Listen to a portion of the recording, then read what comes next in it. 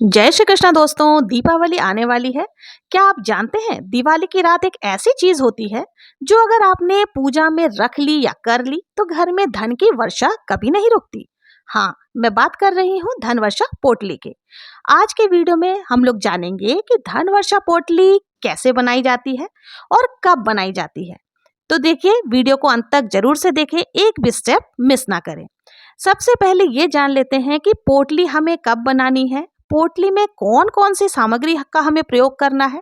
और यदि आपने पहले से पोटली बना रखी है, पुरानी पोटली बना रखी है, तो उसमें बच रखी सामग्री का हमें क्या करना है। पिछले साल जो हमने पोटली के अंदर सामग्री रखी थी, धनिया आदि रखे थे, उसका हमें क्या करना है और पोटली को हमें कहाँ और कब रखना है। ये तमाम जानकारी आपको आज की वीडियो में मिलने वाली है। साथ ही आप लोग ये भी जानेंगे कि दिवाली और धनतेरस से जुड़ी बातें तो आपको इस वीडियो के माध्यम से जानने को मिलेगी। अब जान लेते हैं कि पोटली बनाने के लिए हमें क्या क्या सामग्री चाहिए होगी। तो देखिए, सबसे पहले हमें एक थाली ले लेना है और आप वहां एक पाटा ले लें, उसके ऊपर लाल या पीले रंग का वस्त्र बिछा लें, क्योंकि देखिए सामग्री जो है इन्हें जमीन पर नहीं रखना चाहिए। तो सबसे पहले हमें लाल या गुलाबी रंग की पोटली लेनी है। ठीक है, इस तरह की पोटली आती है, लाल रंग की, गुलाबी रंग की, आपको मार्केट में इजीली मिल जाएंगे। येलो रंग की भी आती है, पीले रंग की। तो इस तरह की कोई भी पोटली आपको ले लेनी है। अगर आपके पास पोटली आपको नहीं मिल रही है तो कोई दिक्कत नहीं है, आप लाल या गुलाबी रंग का कोई साफ वस्त्र आप ले सकते हैं। इसको भी हम पोटली में, जो भी सामग्री हम पोटली में रखेंगे वही सामग्री हम इस लाल कपड़े में भी डाल करके इसको भी पोटली का स्वरूप दे देंगे। अब देखिए, हमें क्या क्या पोटली के अंदर डालने के लिए सामग्री चाहिए। तो सबसे पहले हमें हल्दी की गांठ लेनी है। हल्दी की गांठ आपको जरूर से लेनी। देखिए, हल्दी जो होता है वो माता लक्ष्मी को अत्यंत प्रिय होती है, तो आप हल्दी की गांठ ले सकते हैं। इसके साथ ही हमें चांदी का सिक्का लेना है, क्योंकि देखिए हमें स्वयं माता लक्ष्मी जी को विराजमान करना है। तो इसमें गणेश लक्ष्मी जी की बनी हुई इस तरह की कोई भी, अगर आपके पास चांदी का सिक्का है तो वो आप ले सकते हैं। कई बार देखिए खाली लक्ष्मी जी भी बनी हुई होती है, तो आपके पास जैसा भी सिक्का है चांदी का जिसमें लक्ष्मी माता विराजमान हो, लेकिन ध्यान रखिए कि लक्ष्मी माता बैठी हुई अवस्था में होनी चाहिए, तो आप उस प्रकार का सिक्का आपको ले लेना है। आपको हर बार नया सिक्का लेने की जरूरत नहीं है, आप पुराना सिक्का भी ले सकते हैं। यदि आप नया लेना चाहते हैं तो बहुत ही अच्छा है। देखिए, लक्ष्मी माता ऐसे भी बरकत की निशानी होती है, तो आप नए सिक्का को भी रख सकते हैं। देखिए, आपने पहले भी तो धनवर्षा पोटली बनाई होगी पिछले साल वाली, तो उसमें भी आपने चांदी का सिक्का रखा होगा, तो उसको भी आप प्रयोग कर सकते हैं। कैसे प्रयोग करना वो मैं आपको अभी बता दूंगी, आगे चल के बताऊंगी। अब इन सब के साथ ही देखिए, लक्ष्मी माता को अत्यंत प्रिय होती है क्या, कौड़ी।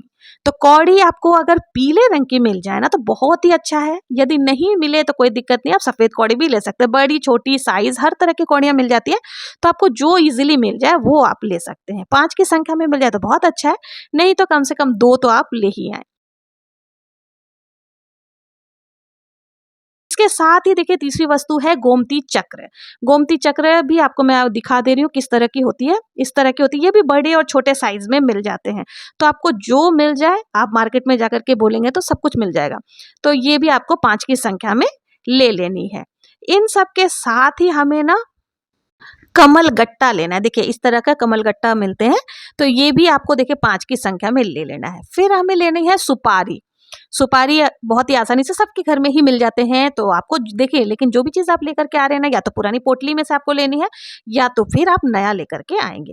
इनके साथ देखिए धनिया, धनिया का लक्ष्मी पूजन में विशेष महत्व होता है। साबत खड़ा धनिया जिसे बोलते हैं, तो आप धनिया जरूर से लेके आए, चाहे थोड़ा सा ही लाए, लेकिन धनतेरस के दिन धनिया खरीदना बहुत शुभ माना जाता है, तो आप ये धनिया भी जरूर से लेकर के आए। इनके साथ ही देखिए पीली सरसों जो होती है ना, इस तरह की, ये पीली सरसों भी आपको थोड़ा सा ही मात्रा में, ज्यादा नहीं, थोड़ा सा जरूर से ले लेना है। और इन सब, ये सारी चीजें हो गई। इनके साथ देखिए जो जौ हो गए या फिर धान, धान जो है ना लक्ष्मी पूजन में जरूर से प्रयोग किया जाता है। धान को भी बरकत की निशानी माना जाता है, तो आप, अगर आपको धान देखिए इस तरह की जो होती है ना बालियां धान की, ये मिल जाए तो बहुत ही अच्छा। इसमें आप मौली धागा लपेट करके इनको भी पूजन में रखें, और इसको भी धनवर्षा पोटली में इसके कुछ दाने डालना बहुत अच्छा माना जाता है। तो आपको धान सामान अगर मिल जाते हैं तो वो भी आप ले सकते हैं। इन सब के साथ ही हमें ना आपको देखिए लौंग और इलायची, हरी इलायची जो होती है ना वो ले लेनी है। खुशबू वाली चीजें, जो भी खुशबू वाली चीजें होती है वो धन को आकर्षित करती है, ठीक है। तो आपको लौंग ध्यान रखना है कि फूल वाले लौंग होने चाहिए, टूटे फूटे लौंग नहीं होने चाहिए। तो आपको लौंग और इलायची भी ले लेनी है। इनके साथ ही देखिए कुछ और बेसिक सामग्री हमें लेनी है, जैसे अक्षत। अक्षत के बिना देखिए कोई भी पूजन नहीं कंप्लीट होता है, तो आप अक्षत जरूर से ले लें। अक्षत भी ध्यान रखें टूटे फूटे नहीं होने चाहिए। इसके साथ कुछ और सामग्री होती है जो कि जिसकी हम धनवर्षा पोटली बनाएंगे तब पूजन करेंगे, तो जैसे उसके लिए हमें रौली ले लेनी है। हल्दी आप जरूर से लें, क्योंकि हल्दी लक्ष्मी माता के पूजन में जरूरी होता है। हल्दी के साथ ही देखिए आप थोड़े बहुत सिक्के ले सकते हैं। सिक्कों के साथ ही आपके, और चांदी का सिक्का तो हमने पहले ही ले लिया था, आपको एक दीपक लेना है प्रज्वलित करने के लिए, इनकी पूजा करने के लिए। साथ ही देखिए आपके पास जो भी रोकड़ यानी कि धन पैसा रुपया वो आपको ले लेनी है, चाहे आपके 10 का हो, 50 का हो, 100 का हो, 500 का नोट हो। और साथ ही आपको गंगा जल मिश्रित जल भी ले लेना है, क्योंकि इन सब का हम शुद्धिकरण करने के बाद ही जो है धनवर्षा पोटली बनाते हैं। तो पहले इनकी पूजन की जाती है, उसके बाद धनवर्षा पोटली बनाई जाती है। तो देखिए पूजन करने के लिए हमें पुष्प भी चाहिए और इत्र जरूर से आपको लेनी है, क्योंकि खुशबू जो है सभी देवी देवताओं को पसंद होता है। और साथ ही पोटली को बांधने के लिए हमें मौली धागा भी जरूर से लेना है, वस्त्र स्वरूप मौली धागा भी ले लेंगे। तो ये टोटल सामग्री है जो हमें धनवर्षा पोटली बनाने के लिए चाहिए होगी। अब हम लोग ये जान लेते हैं कि धनवर्षा पोटली हमें किस प्रकार से बनानी है।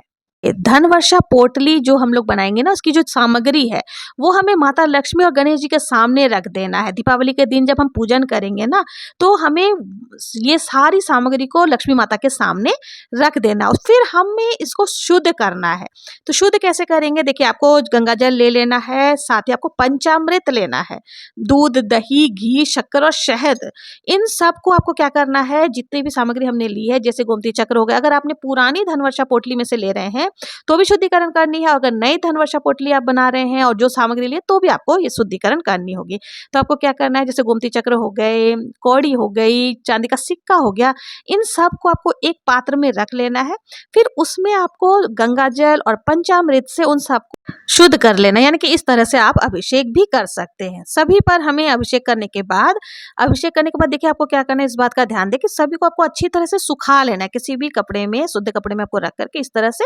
और वैसे भी देखिए रात भर हमें ये जो चीजें हैं इनको माता लक्ष्मी के सामने रखना है, यानी चौकी जहां हम पूजन करेंगे लक्ष्मी माता की वहीं पर, तो ये अपने आप ही रात भर में सूख जाती है। फिर हमें सभी को रोली से तिलक लगा देना, धूप दीप दिखा करके जब हम पूजन करेंगे, फिर हाथ जोड़ करके यानी पंचोपचार विधि से हमें पूजन कर लेना है। और माता लक्ष्मी जी की पूजा जब हम करेंगे तो ये सारी सामग्री को एक पात्र में रख करके माता लक्ष्मी जी के सामने ही समर्पित कर देना है।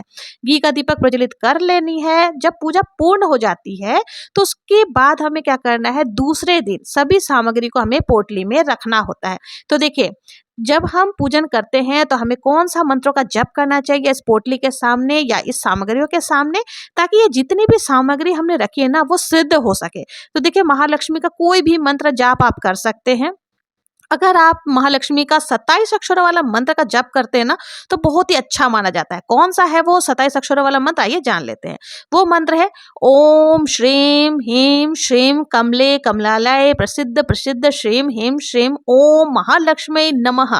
इस मंत्र का आप जप कर सकते हैं। ये मंत्र आप सभी को पता होगा, तो कम से कम 108 बार इस मंत्र का जप करके, या माला अगर आप करते हैं तो माला करके, उसके बाद अगर माला नहीं है तो आप ऐसे भी जप कर सकते हैं। ये मंत्र अगर आपको नहीं आ रहा है, कठिन लग रहा है, तो आप महालक्ष्मी का कोई भी बीज मंत्र का जप कर सकते हैं, जैसे श्रीम ओम श्रीम ऐं ह्रीं नमः।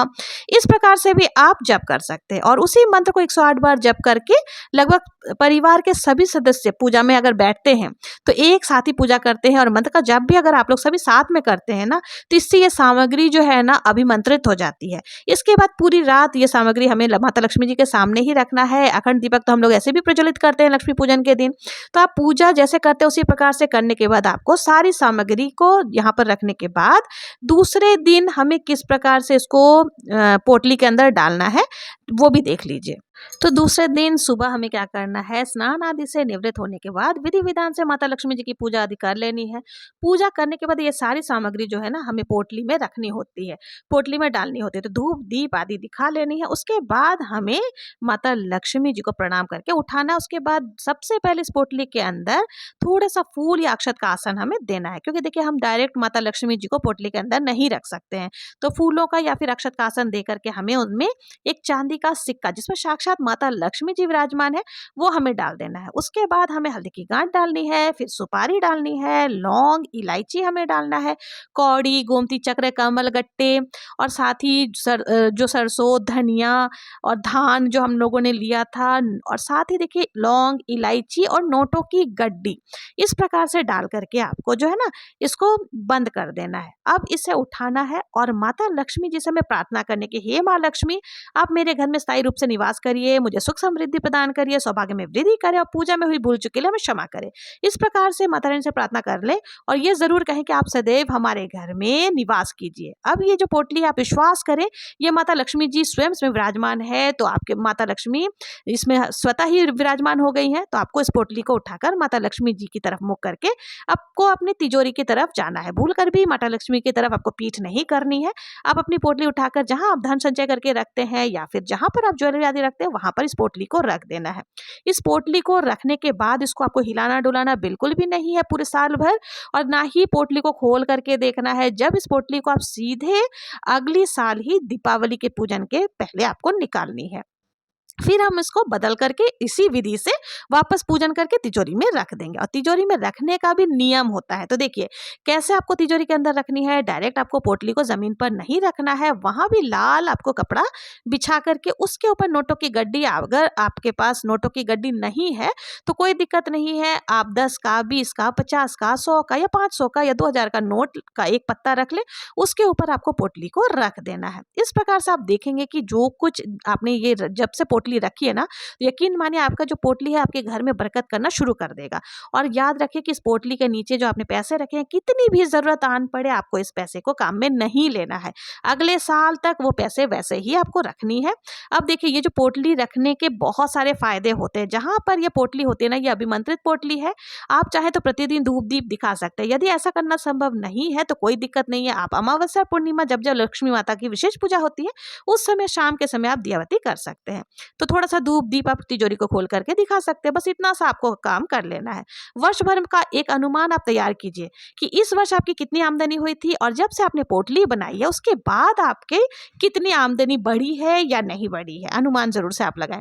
पहले की अपेक्षा कमाए गए आप धन से आपको अंदाजा हो जाएगा कि इस वर्षा धन वर्षा पोटली का कितना ज्यादा लाभ है और क्या क्या लाभ है। इसको और अधिक प्रभावशाली या शक्तिशाली बनाने के लिए आप पोटली के पास ही अगर आपके पास श्री यंत्र है या कुबेर यंत्र है या दक्षिणावर्ती शंख है तो वो भी आप रख सकते हैं। ये आपकी इच्छा पर निर्भर करता है। तो ये थी धनवर्षा पोटली की बेसिक सामग्री। सभी देखिए पोटली को सभी लोग बना सकते हैं, बहुत ज्यादा महंगी सामग्री नहीं लगती है और ये सभी सामग्री माता लक्ष्मी जी को अत्यंत प्रिय है और बहुत आराम से ये सामग्री आपको मार्केट में मिल जाती है, बहुत कम दामों में ही मिल जाती है। इसको रखने से माता लक्ष्मी जी का आपके घर में वास हो जाता है, ये निश्चित है। मन में लेकिन आस्था और माता रानी के प्रति पूर्ण विश्वास रखेंगे तो ही ये पोटली काम करेगी। ये रही पोटली की बात। कई लोग ऐसे होते हैं जिन्हें कुछ सामग्री तो मिल गई और कुछ सामग्री नहीं मिली, जैसे कौड़ी मिल गई, हल्दी की गांठ नहीं मिली, सुपारी मिल गई लेकिन गोमती चक्र नहीं मिले, तो क्या करें। देखिए आपके पास जितनी भी सामग्री है ना उसी को आप पोटली में रख करके धन के स्थान पर रख सकते हैं। कईयों के पास यदि चांदी का सिक्का नहीं है तो वो नॉर्मल कॉइन भी रख सकते हैं, कोई दिक्कत नहीं है। आप 10 का 5 का सिक्का रख सकते हैं। मन में किसी प्रकार का संशय ना करें, भ्रम ना करें। मन में दृढ़ विश्वास के साथ आप माता लक्ष्मी जी की जो पोटली आप बनाएंगे ना उनको आप रखें। देखिए माता लक्ष्मी या कोई भी देवी देवता जो होते हैं ना पत्थर में भी विराजित हो जाते हैं। अगर आपके मन में विश्वास है तो पत्थर को भी आप भगवान बना सकते हैं। और यदि आपके मन में विश्वास नहीं है तो आप देखिए कितने भी सोना चांदी या फिर हीरा के समान ही आप सामग्री रखेंगे ना तो वो भी विश्वास कीजिए पत्थर का ही तरह काम करेगा। तो इसलिए आप मन में जरूर से दृढ़ विश्वास करके ही ये धन वर्षा पोटली बनाए, आप देखेंगे जरूर से लाभ होगा। तो देखिए अगर सामग्री नहीं मिल रही है तो 5 कौड़ी की जगह 2 ले सकते हैं, गोमती चक्र भी 5 की जगह आप 2 ले सकते हैं। इस प्रकार से जो भी सामग्री मिल जाए ना बस सच्चे मन से श्रद्धा पूर्वक आप उसकी पोटली बना करके आपको रख लेनी है। अब देखिए, जो पिछले साल हमने पोटली बनाई थी, उसमें भी कौड़ी, धनिया ये सब रखा हुआ था। तो कई लोग पूछते हैं इसका क्या करना है? तो देखिए, कौड़ी, गोमती चक्र, सिक्का आदि को हमने बताया ना कि दोबारा से आप शुद्ध करके, जो पंचामृत स्नान आदि करवा करके, उसको आपको वापस से प्रयोग में ले सकते हैं। इसमें कीड़े आदि लगने की संभावना नहीं रहती। और यदि कमलगट्ट, हल्दी की गांठ, धनिया ये सब में जो है कीड़े लग जाते हैं, तो आप क्या करें, अक्षत आदि जो भी है, तो इनको आपको बदल देना है, यानी कि ये सब चीज़ों का विसर्जन कर देना है। और बाकी नई जैसे सुपारी हो गई, कौड़ी आदि हो गए, इनको आपको शुद्ध करके वापस से आप दोबारा से पोटली बना सकती हैं। तो इस प्रकार से धनवर्षा पोटली बनाई जाती है। तो इस बार धनवर्षा पोटली आप ज़रूर से बनाएं। बहुत ही चमत्कारिक होता है, इसका लाभ उन्हें ही पता है जो ये पोटली हर बार बनाते हैं। जितनी भी सामग्री है उतने में ही संतोष करके आप पोटली बनाएं। और यदि पोटली नहीं मिलती तो लाल रंग का वस्त्र में, मैंने जैसे बताया, या गुलाबी रंग के वस्त्र में ये सभी सामग्री को डाल करके आपको जो है पोटली के जैसे स्वरूप दे करके आपको गांठ बांध लेनी है। और जो प्रोसेस मैंने बताया उसी विधि से आपको इस धनवर्षा पोटली को अपने तिजोरी में रख लेना है। तो आज की वीडियो में थी धनवर्षा पोटली की सारी सामग्री मैंने आप लोगों को बता दी है। आप लोगों को ये वीडियो कैसी लगी? अगर जरा भी यूजफुल लगी हो, हेल्पफुल लगी हो, तो प्लीज कमेंट में जय मां लक्ष्मी लिखना ना भूले। और यदि अभी तक मेरे चैनल को सब्सक्राइब नहीं किया है तो सब्सक्राइब करें, लाइक करें, ज़्यादा से ज़्यादा शेयर जरूर से करें। दीपावली की सरल पूजा विधि कैसी करते हैं, और धनतेरस की पूजा किस प्रकार से करते हैं, धनतेरस की पूजन में कौन कौन से सामग्री लगती है, इन सब का वीडियो चैनल पर आ चुका है, वहां से आप लोग देख सकते हैं। मिलते हैं नेक्स्ट वीडियो में, तब तक के लिए जय श्री कृष्णा, जय माँ लक्ष्मी।